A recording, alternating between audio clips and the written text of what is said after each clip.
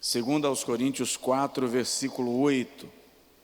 Todos encontraram? Podem dizer amém? Os que estão sentados, se puderem estar de pé, por gentileza, lhe agradeço a atenção e o cuidado. Em tudo somos atribulados, mas não angustiados, perplexos, mas não desanimados, perseguidos, mas não desamparados, abatidos, mas não destruídos, trazendo sempre por toda a parte a mortificação do Senhor Jesus no corpo, para que a vida de Jesus se manifeste também no nosso corpo.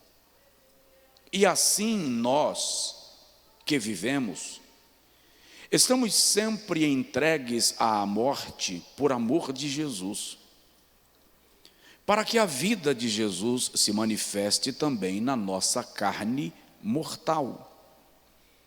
De maneira que em nós opera a morte, mas em vós a vida. E temos, portanto, o mesmo espírito de fé, como está escrito: cri, por isso falei. Nós cremos também, por isso também falamos. Diga amém. Diga comigo: eu creio. Por isso eu falo. Agora diga assim: Senhor, fala comigo. Tira as cinzas, acende a brasa no meu espírito. Amém. Pode sentar, querido, em nome de Jesus. Eu estou desde o mês de janeiro falando aqui sobre gigantes da fé que você não conhece. E nós garimpamos alguns nomes desconhecidos do texto bíblico para falar das suas atitudes e posturas de fé. Vocês estão me ouvindo bem? Faz assim? Lá atrás. Suas atitudes e posturas de fé que lhes caracterizam como gigantes e que lhes tornam dignos de imitação. Eu falei sobre Jabez, falei sobre Rispa, falei sobre Emã, falei sobre a menina cativa na casa de Naamã, falei sobre, quem mais, do Antigo Testamento? Axa. Foram 6 personagens do Antigo Testamento. Purá, o amigo de Gideão. Do Novo Testamento eu falei sobre Malco, falei sobre Epafrodito, falei sobre Rufo, falei sobre Lídia, sobre Febe e sobre Antipas, a quem Jesus chama de a minha fiel testemunha. Deveria encerrar na terça-feira passada essa série de mensagens e eu estava orando pedindo a Deus um personagem para ministrar sobre, e o Espírito Santo me trouxe ao coração que o gigante da fé que eu deveria falar na terça-feira passada está na minha frente. Você. E eu preguei aqui sobre um gigante que você não percebe. Você vence tantas lutas e às vezes não se toca de quantas batalhas você tem vencido. Como eu não concluí o raciocínio, no meu coração eu desejei concluir o pensamento, e eu quero falar hoje sobre uma declaração. Você é um gigante. Vira para a pessoa do seu lado e diz para ele: você é um gigante. Semana que vem, se Jesus não tiver voltado ainda, eu ainda não vou conseguir começar a série de escatologia, os acontecimentos dos últimos tempos. Então eu vou iniciar aqui uma série de reflexões que será curta, será rápida, sobre conhecendo você. Você precisa se conhecer. E eu vou lhe provocar um pouco. Nós vamos tirar o lençol de cima da cama e virar o colchão, para que você se conheça.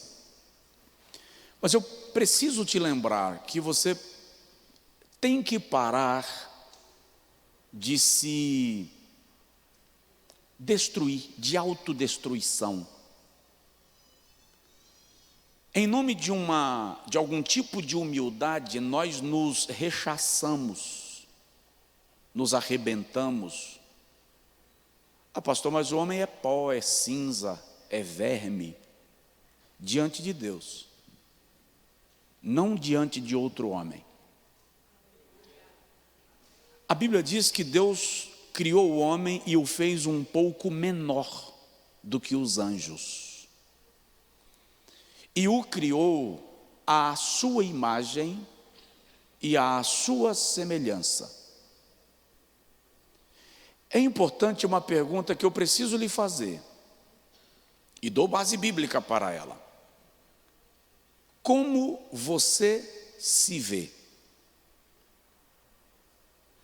Como você se vê? Se tem alguém do seu lado, pergunta isso para ele. Como você se vê? Como você se enxerga? Um gigante da fé.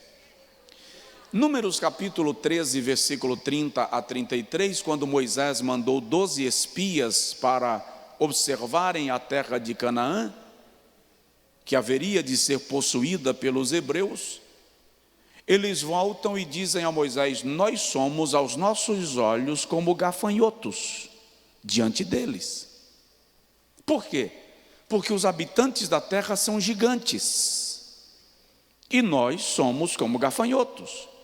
É interessante que os habitantes da terra são gigantes, mas não são os gigantes que olham para eles como gafanhotos. São eles que se enxergam como gafanhotos.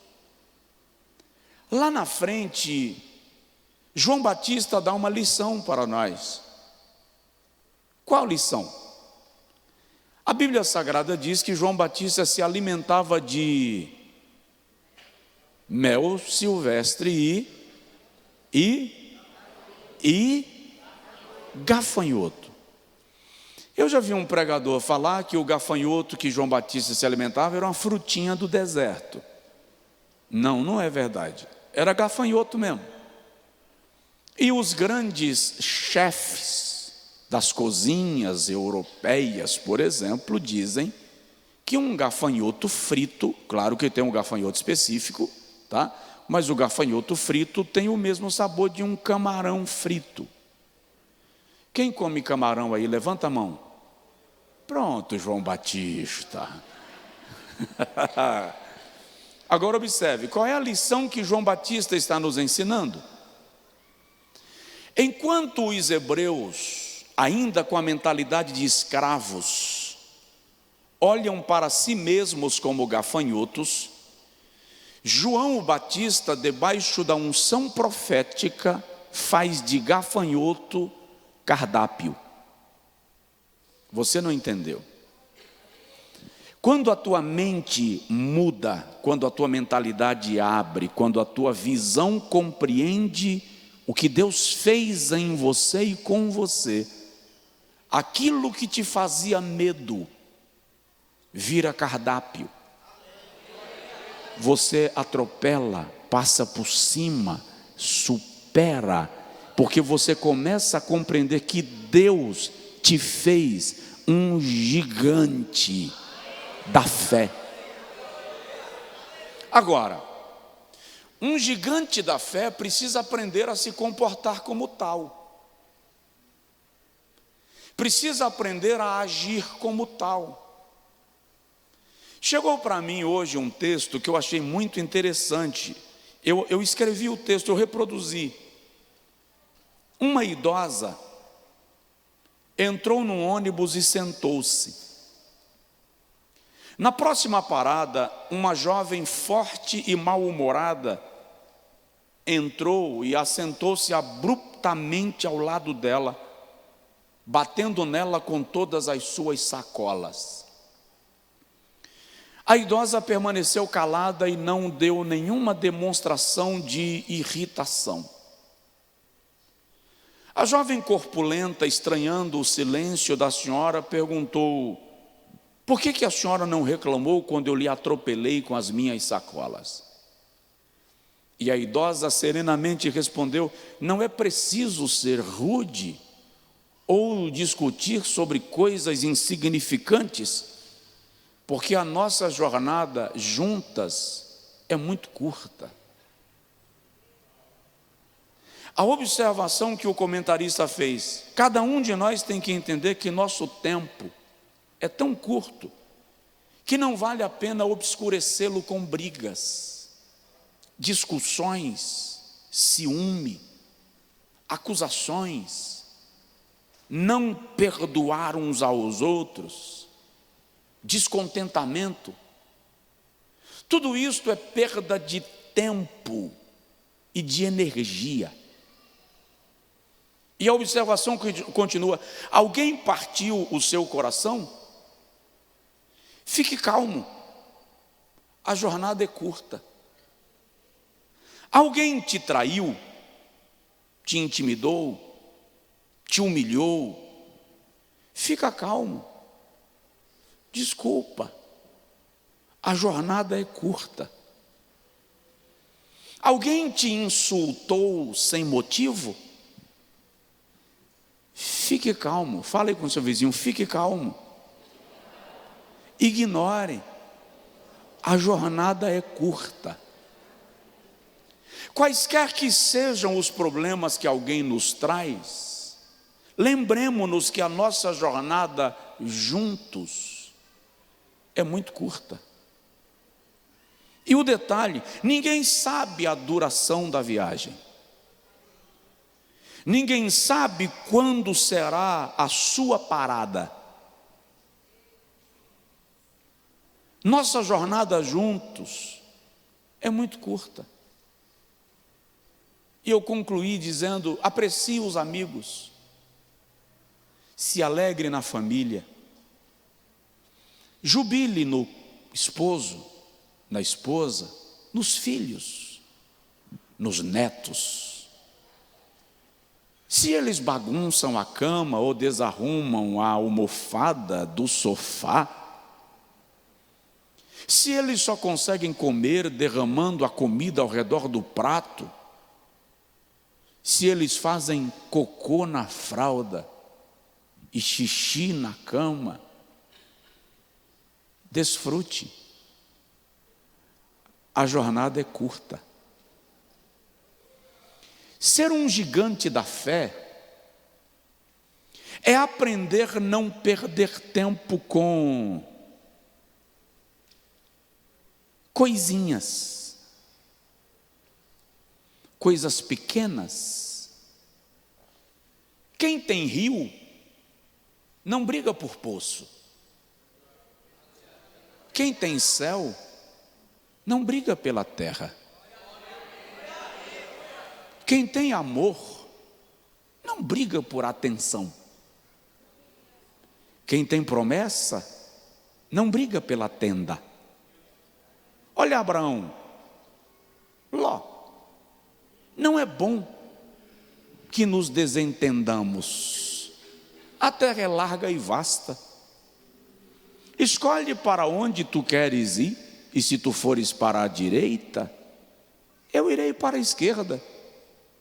E se tu fores para a esquerda, eu irei para a direita. Por quê? Porque quem tem promessa não briga por pedaço de terra. Quem tem promessa sabe que aonde chegar e aonde for, a promessa se cumprirá, porque a promessa está relacionada com a fidelidade de Deus.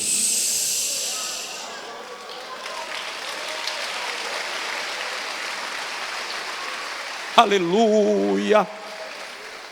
Isso te faz um gigante da fé. Muitas vezes nós, gigantes da fé, nos fazemos nanicos. Somos diminuídos por nós mesmos, porque não aprendemos a selecionar as guerras que definem territórios. Algumas simplesmente não representam nada. É só uma questão de birra, razão. Aquilo que eu chamo de minha honra. E muitas vezes é a briga do gigante com a hiena que vai manchar a honra, e não a hiena rangindo no deserto. Presta atenção, você está no deserto, mas não mora lá. A hiena mora, você está passando.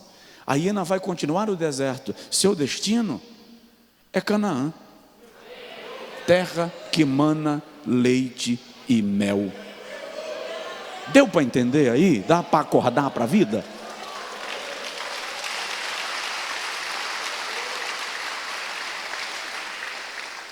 Olha, a colocação de Paulo chega a ser poética. Em tudo somos atribulados, mas não angustiados, perplexos, mas não desanimados, abatidos sim, mas destruídos? Não. Perseguidos, mas não desamparados. Trago no meu corpo a mortificação do Senhor Jesus, para que pela minha mortificação a sua vida seja manifestada também no meu corpo.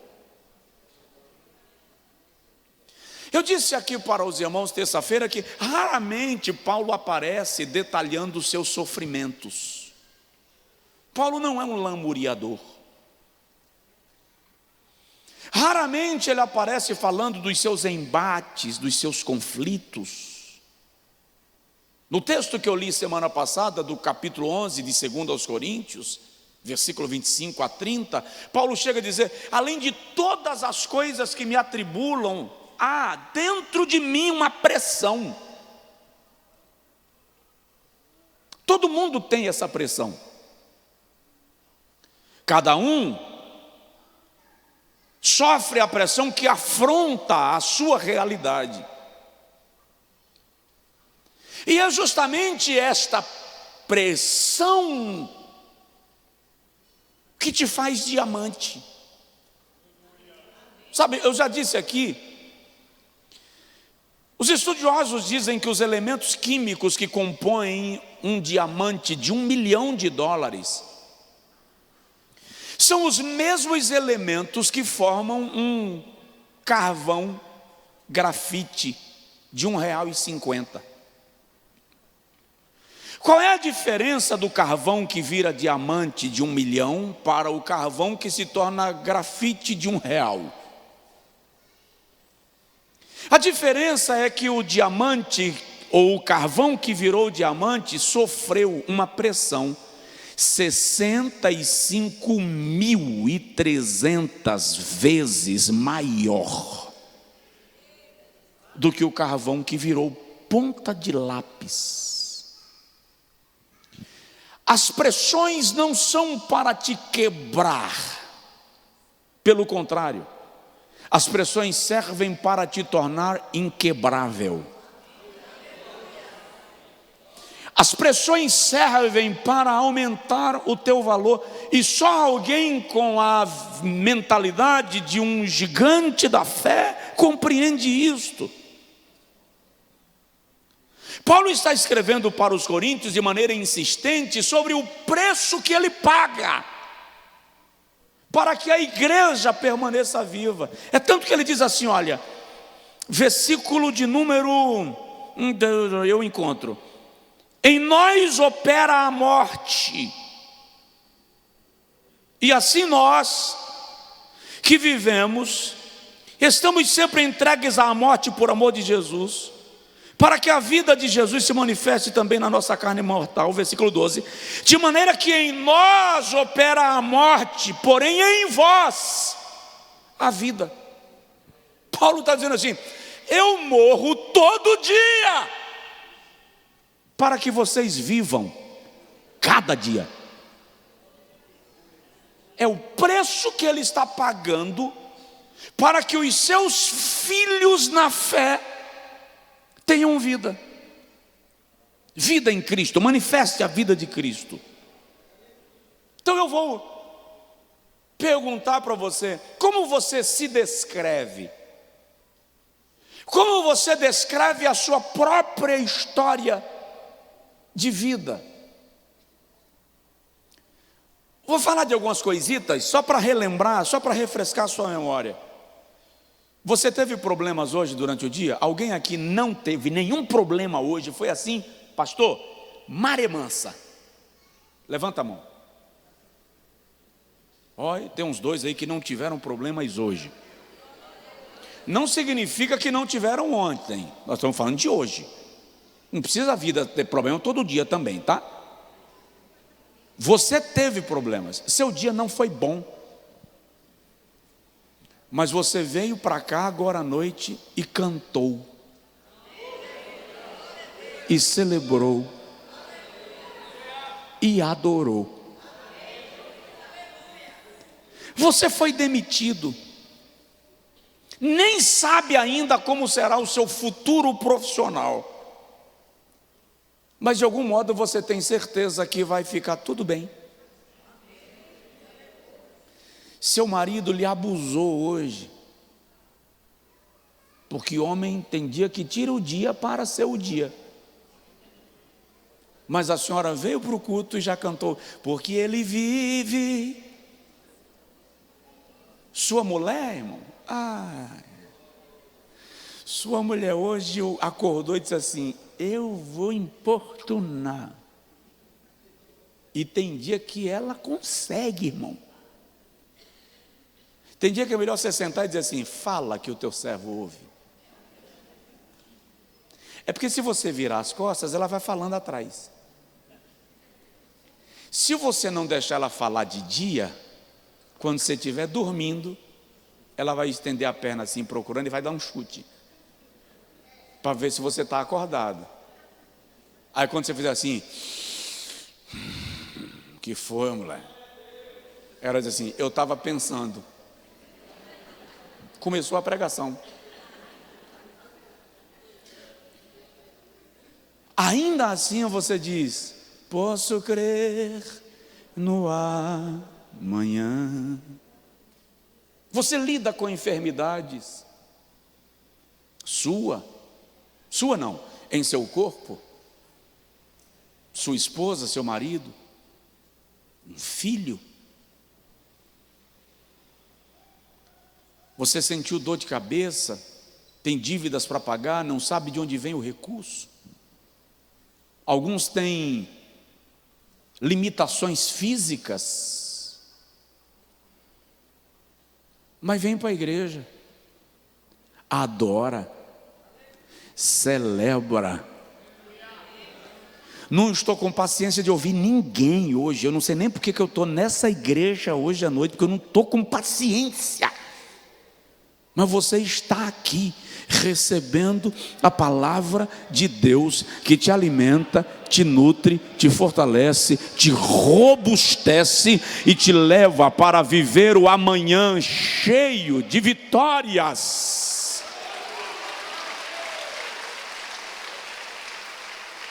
É disso que eu estou falando. Você é um gigante na fé. O que caracteriza isso? Rapidinho, sem demora. Você foi restaurado. Você está vivendo um processo de restauração. Olha que incrível. Você já parou para pensar quantos sonhos seus foram soterrados? Frustrados? Quantas vezes a sua carreira, que estava em alta velocidade, foi simplesmente estancada,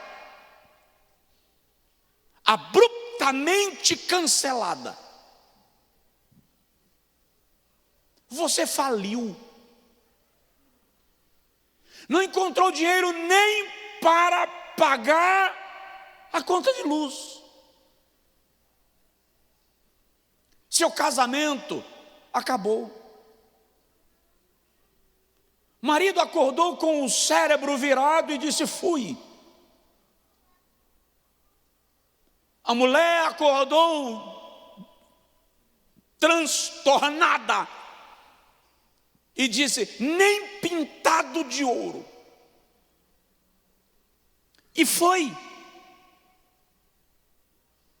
A pessoa em quem você mais confiou te golpeou. Você ficou estilhaçado, fragmentado. O salmista diz no Salmo de número 31: olham para mim e me tratam como um morto e sepultado. Aí ele diz: sou como um vaso quebrado. O que a gente faz com um vaso quebrado? Pega os cacos, joga no lixo, não serve mais. Lembra de Malco? Teve a orelha cortada. Dentro do contexto de Malco, aquilo significava ministério cancelado, sem chance.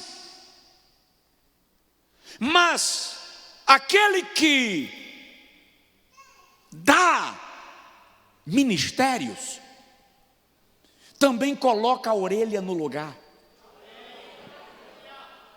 também restaura,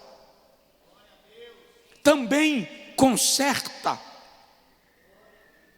Aquele que chama morto para fora depois de 4 dias sabe restaurar você. Aquele que trata a tua vergonha sem te fazer vergonha, como fez com Pedro, conhece você. Aquele que pega cacos do vaso que se quebrou e refaz,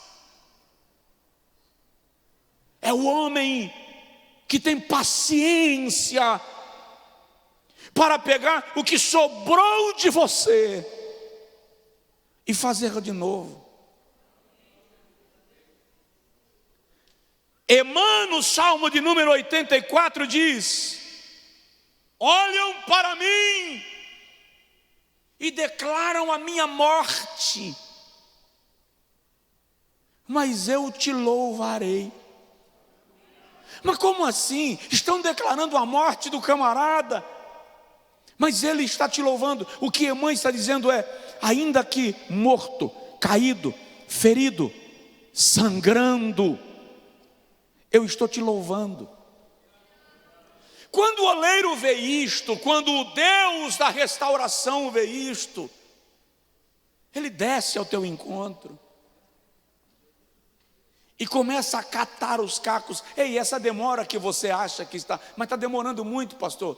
Fica tranquilo, é porque o oleiro está catando todos os cacos, ele não vai deixar nenhum pedaço debaixo da mesa. Quando ele reunir todos os cacos, ele começa o processo de restauração. Gigante da fé não é quem nunca se sentiu quebrado. é aquele que já se sentiu restaurado, ou está em processo de restauração. No vale de ossos secos, Ezequiel vê uma coisa terrorosa. Ezequiel 37, aquilo é um filme de terror.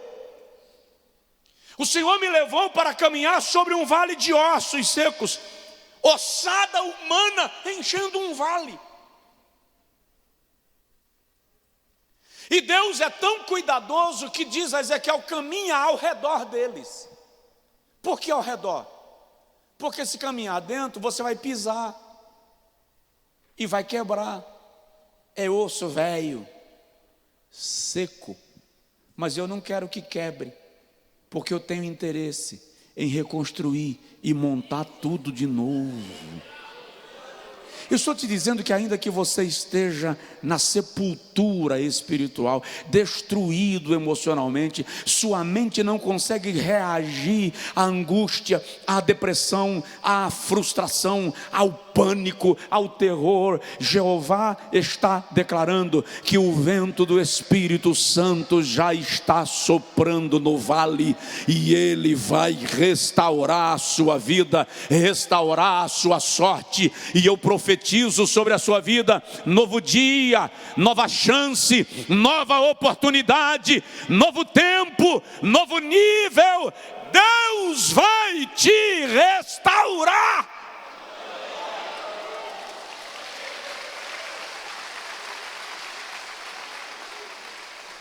Provoca aí o vizinho, fala com ele assim: novo de novo.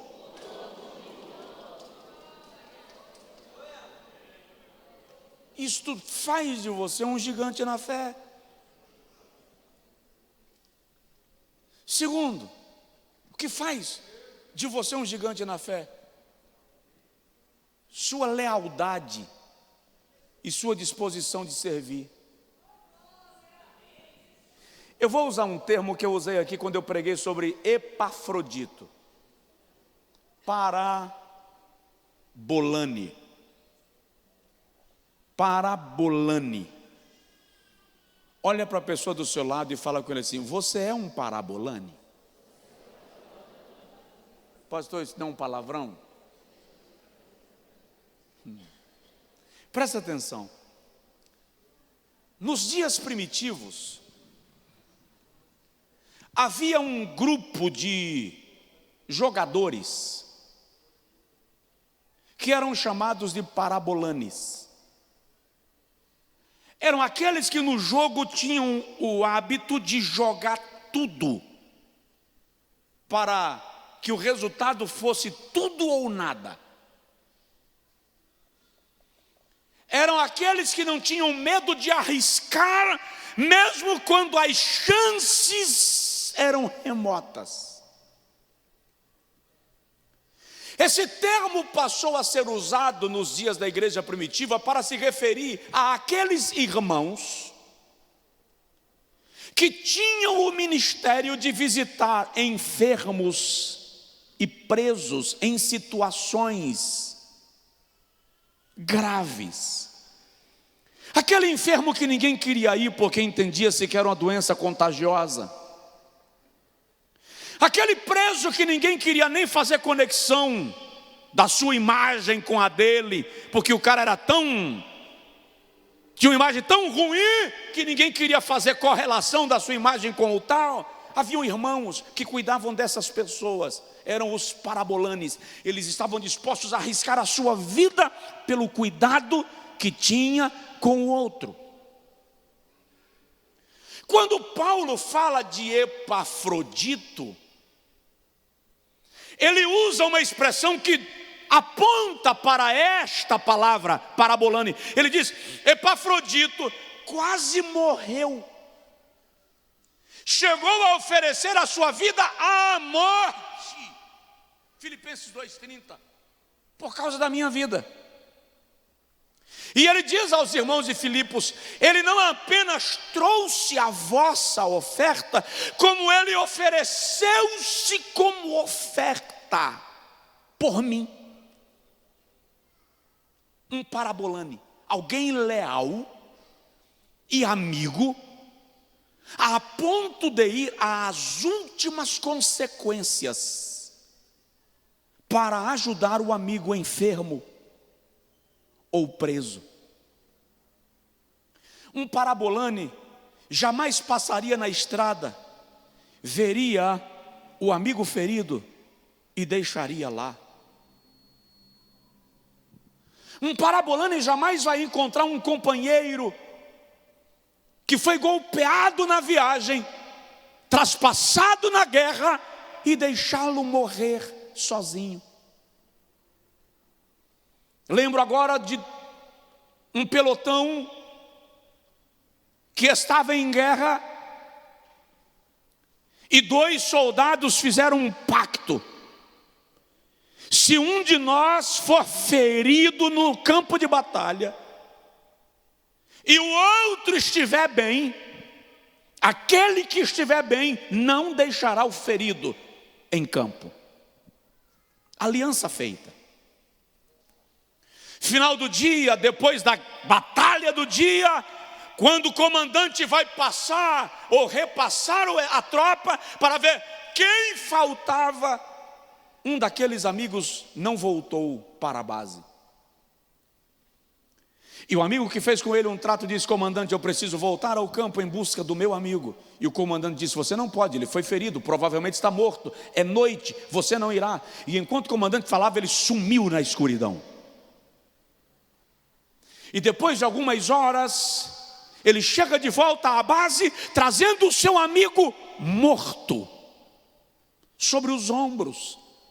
E o comandante está esbravejando e diz: vou te levar para a corte marcial, porque você quebrou uma ordem minha, colocou os seus companheiros em risco, e para quê? Ele está morto. E o soldado disse: é, comandante, ele está morto. Mas quando eu pulei na vala onde ele estava, ele olhou para mim e disse: eu sabia que você viria. Esta frase define um parabolane, um amigo leal, que apesar da batalha, e ainda que o companheiro esteja ferido, eu vou trazê-lo de volta. Quantas pessoas se desviaram e a gente nunca perguntou por que elas sumiram da igreja? Quantos amigos te deixaram e você diz: azar o deles que perdeu a minha amizade? Um gigante da fé não deixa um amigo no caminho só porque foi ferido. Será que o Espírito Santo não trouxe à tua memória agora o nome de alguém para quem você deve telefonar ainda hoje à noite e dizer: onde você está? Vou perguntar: quantas pessoas lembraram de alguém agora e você sabe que o Espírito Santo provocou a sua memória? Levanta assim a mão discretamente. Não precisa ser todo mundo. Viu? Alguns. Faz isso. Às vezes só precisa de uma palavra tua. Muitas vezes um alô quebra um laço, anula uma sentença, destrói um laço armado. Um gigante na fé está disposto a servir. Um gigante na fé está disposto a dar a mão, está disposto a carregar aquele que não aguenta andar sozinho. Tem alguém aí na igreja? Está tudo bem? Paro? O que te caracteriza como um gigante na fé? Você foi restaurado. Vou repetir porque só um foi restaurado. Você foi restaurado. Agora, se tem alguém do seu lado, pergunta para ele assim: você sabe por que Deus te restaurou? Ou você acha que Deus te restaurou para você ser manequim de vitrine?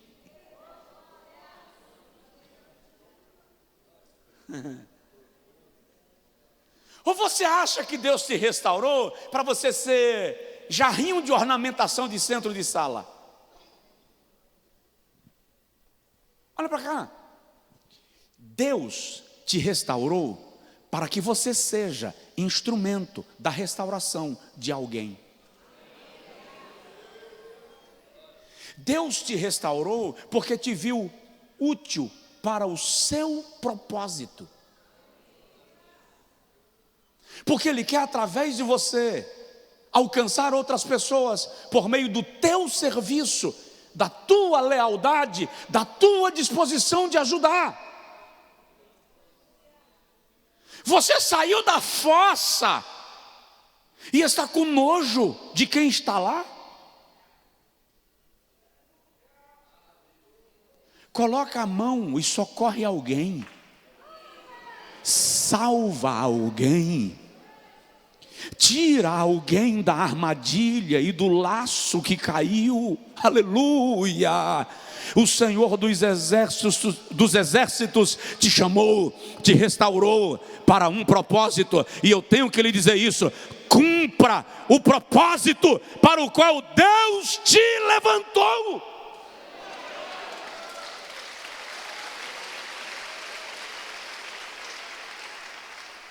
Terceiro, já estou terminando. O que caracteriza você como um gigante da fé? Saúde mental. Fala assim: eu não sou doido. Saúde mental. Sabe, gente, não é só sobre ser restaurado. Não é apenas sobre servir.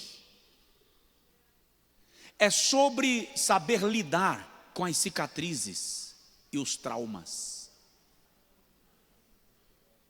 Tem gente que sai do buraco, supera a crise, mas se torna vítima de si mesma.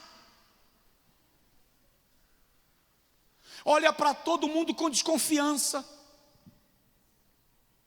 Olha para todo mundo com aquele ar de bote, esperando ser atingido de novo, carregado de amargura, de mágoa, de ressentimento. Não consegue superar, virar a página, passar por cima, viver novo tempo. Lembra da menina cativa? Em terra estranha, sem o seu idioma, sem a sua religião e sem a sua fé, sem o seu Deus, escrava de guerra. É possível que os seus pais tenham sido mortos, se não, no mínimo, dispersados, porque era uma prática comum na guerra, separar as famílias. Aquela menina está na casa de um comandante de exército leproso. Ela deveria se concentrar na sua dor, no seu trauma, no seu luto, na sua frustração, na sua raiva. Mas ela olha e diz: quem dera que o Senhor que me escravizou estivesse em Samaria, diante do homem de Deus, e ele seria curado da sua lepra. A menina, em vez de querer a morte de quem lhe tornou escrava, está promovendo a cura. Em vez de ela ser contagiada com a lepra de Naamã, ela está contagiando Naamã com a sua misericórdia, com a sua compaixão. E uma lição que ela nos ensina: vocês me afastam da minha família, me afastam da minha nação, me afastam da minha língua, me afastam da minha religião, mas não me afastam do meu Deus.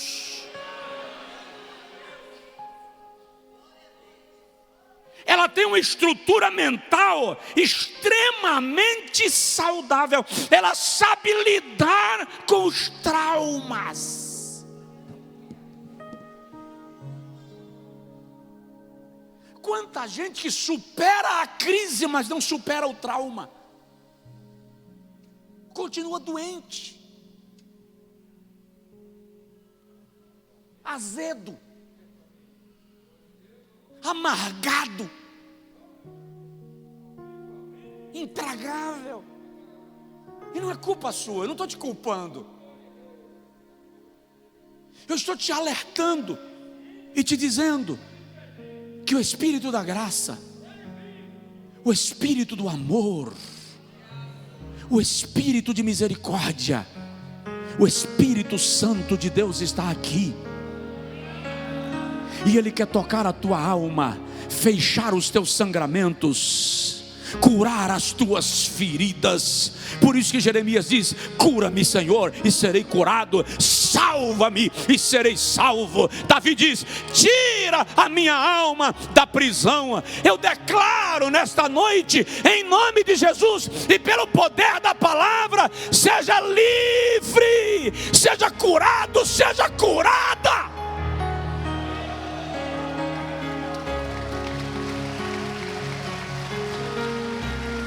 Você não é escravo.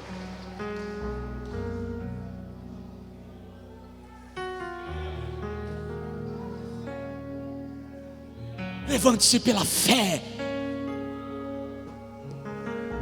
Caminhe. Ah, pastor, se o senhor soubesse como eu fui ferido.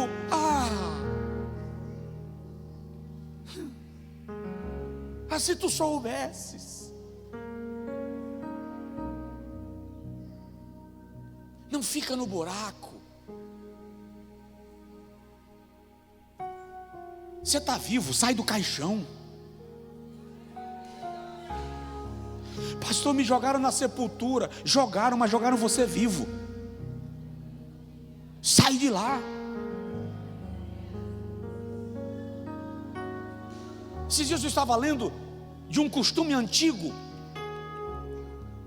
que quando enterravam naquela nação, o indivíduo deixava uma cordinha dentro da sepultura e um sino do lado de fora, porque se porventura não fosse morte e ele acordasse, ele puxava a cordinha e alguém tinha que estar lá no cemitério observando se algum sino ia tocar.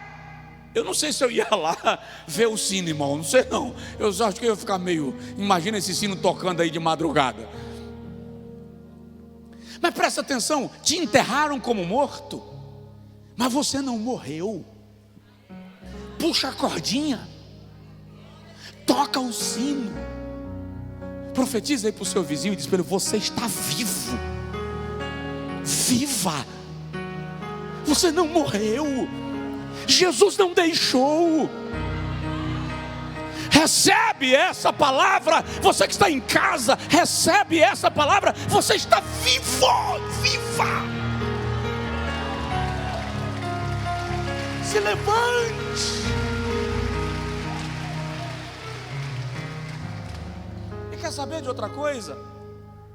Você é semente. Provoca aí o irmão do seu lado e fala assim: você é semente. Não entendi, pastor. Quem enterra uma semente faz um favor para ela, irmão.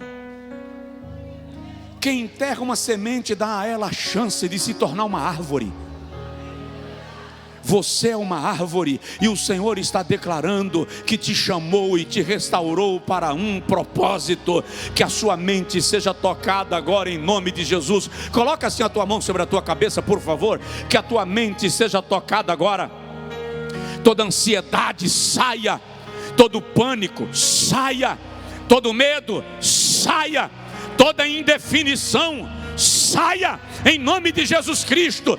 Toda mágoa e raiva saia em nome de Jesus. Todo desejo de vingança saia em nome de Jesus. Toda insegurança saia em nome de Jesus. Eu declaro no poder da palavra milagre na sua mente esta noite.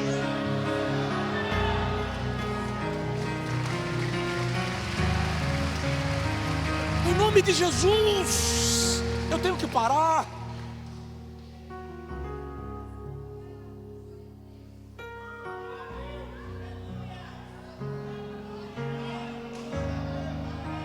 Você é um gigante.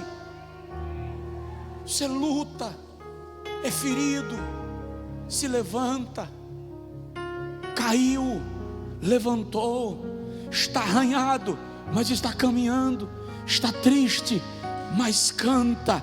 Vamos lá, perseguidos, mas não desamparados, atribulado, mas não angustiado, perplexo, mas não desanimado, abatido, mas não destruído, solitário, mas não sozinho. Você é um gigante em Deus.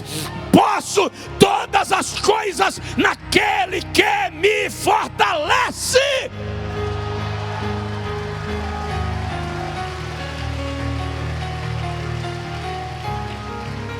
Diga isso comigo: posso todas as coisas naquele que me fortalece.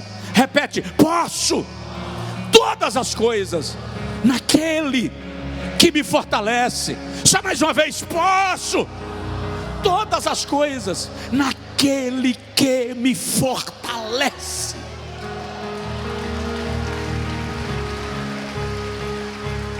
Fica de pé, por favor.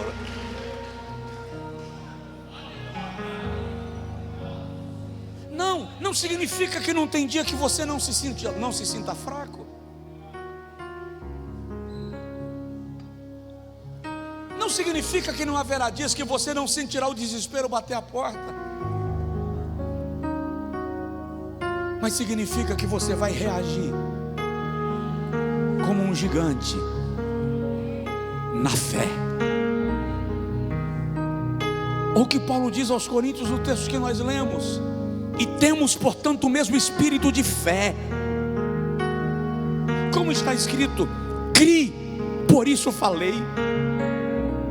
Nós também cremos, por isso também falamos. Seu marido amanheceu murmurando, irmã, desanimado, falando que não vai conseguir. A senhora creia e fale: filho, vai dar certo. Meu amor, vai dar certo. Meu bem, Deus prometeu. Queridão, Jesus já disse. Meu tempero verde, o Senhor falou. Eu não sei como é que você chama o seu marido, se é tempero verde, se é de alface, orquídea da Amazônia, não sei. Mas declare: crie, por isso falei. Não desanime sua esposa. Ela amanheceu para baixo, carregada de ansiedade. Não piore a situação. Ela está vivendo a fase, o dia sombrio, o dia cinzento. Você é marido, creia e fale. Tenha fé. Deus é conosco. Tenha paciência. Deus vai ajudar. O filho ligou desanimado, carregado de ansiedade, não tem ainda maturidade para lidar com as intempéries da jornada. Pai, seja o sacerdote que diz: filhão, minha filha, tenha calma, vai dar certo. Crie, por isso falei. Eu vou concluir apenas citando mais uma característica que te faz gigante: a tua generosidade. E deixa eu te falar, generosidade não é apenas o ato de dar. Generosidade é também o ato de dar-se. É o ato de oferecer-se. É o ato de chegar diante do outro e dizer assim: pô, não posso fazer nada para ajudar a resolver esse trem, mas ó, conta comigo, estou aqui. Vou orar com você. Pode dormir que eu fico acordado. Pode dormir. Vou ficar aqui do seu lado. Quando você acordar, eu vou estar aqui. Isso é generosidade. Paulo, de todos os heróis da fé que nós falamos nesses 4 meses, 14 semanas hoje, Uma característica comum a todos eles é a generosidade. Todos eles são generosos no cuidado com o outro. Eu lembro agora da viúva, que o profeta chega na casa dela e diz assim: pega um pouco de água para mim. Tem 3 anos sem chover, e o cara chega pedindo água. E se ela soubesse que a culpa da falta de chuva era dele, ele diz assim: cada uma suspende a chuva e vem para cá com sede. Quando ela levanta para pegar água, ele diz assim: faz um bolo para mim. Ela diz: ah, meu senhor, dá não, só tem um resto de farinha na panela, um pouco de azeite na botija. Eu estou catando os últimos gravetos para fazer o último bolo para mim e para meu filho, a fim de que nós comamos hoje e morramos amanhã. Ó o profeta. Desculpa, eu vou ser bem, eu vou usar gíria agora, tá?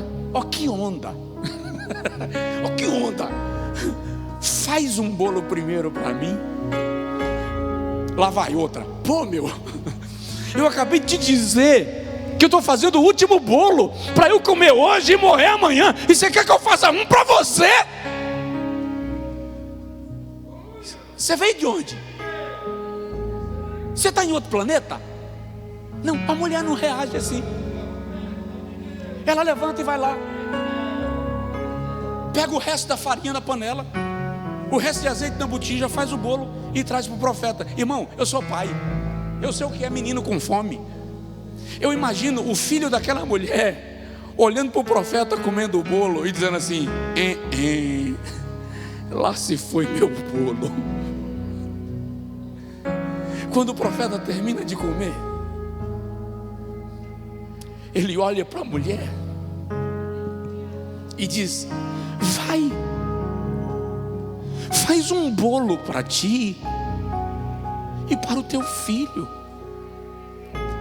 Não, o senhor não entendeu. Ela não sabe que ele é profeta. O senhor não entendeu. Eu usei a última farinha da panela, o último azeite da botija. Ele diz assim: assim diz o Senhor, a farinha da panela não acabará, e o azeite da botija não secará, até que venha chuva sobre a terra. Para alguém esta palavra, para alguém esta palavra: descansa.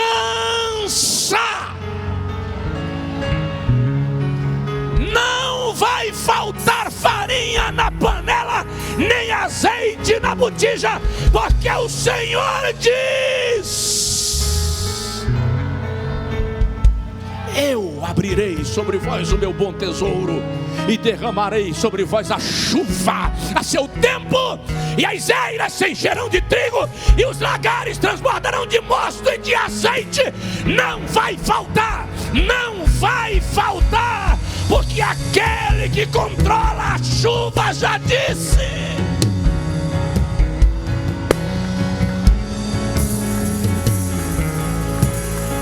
Dê glória a Deus, dê glória a Deus, dê glória a Deus, dê glória a Deus. Fale em línguas, pule, vibre, dance, não vai faltar.